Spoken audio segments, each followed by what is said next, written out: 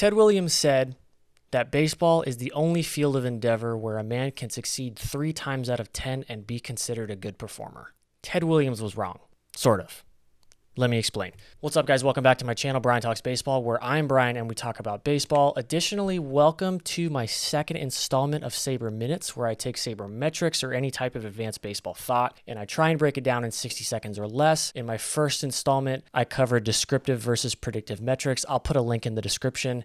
In today's episode, we're talking about the problem with batting average and why you should not use it as an evaluative metric. So with that said, let's put 60 seconds on that timer and let's get started. For a large portion of baseball history, batting average was the gold standard for evaluating a hitter's performance and further to compare his performance to another. We've all heard the phrase a 300 hitter. The goal of a hitter is not to get a hit, but rather to get on base, and hitting is simply a means of getting on base. In the same way 300 represents a good batting average, it also represents a poor on base percentage. Batting average as a metric does not accurately reflect a hitter's performance because it leaves out other ways a hitter can get on base, such as by drawing walks, which we know is a more projectable and repeatable skill than merely reaching base by getting hits. Additionally, batting average weighs all hits the same when we know that this isn't the case. For example, a hitter with a low batting average but a lot of power might be equally or more valuable than a hitter with a high batting average and little power. More on that in a future video. Williams himself was successful far more than 3 times out of 10.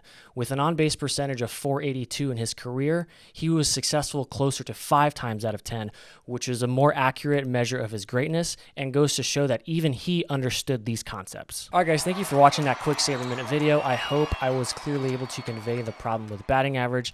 As I go on with this series, I'm going to cover more accurate metrics when it comes to evaluating players' offense, as well as pitching, as well as defense, and also just sabermetric and advanced baseball and statistical thought in a macro sense. So I'm really excited to go down that road. And as always, guys, if you enjoyed this video, if you enjoyed this content, please leave me a like, please subscribe. That's how I know that you're enjoying this content.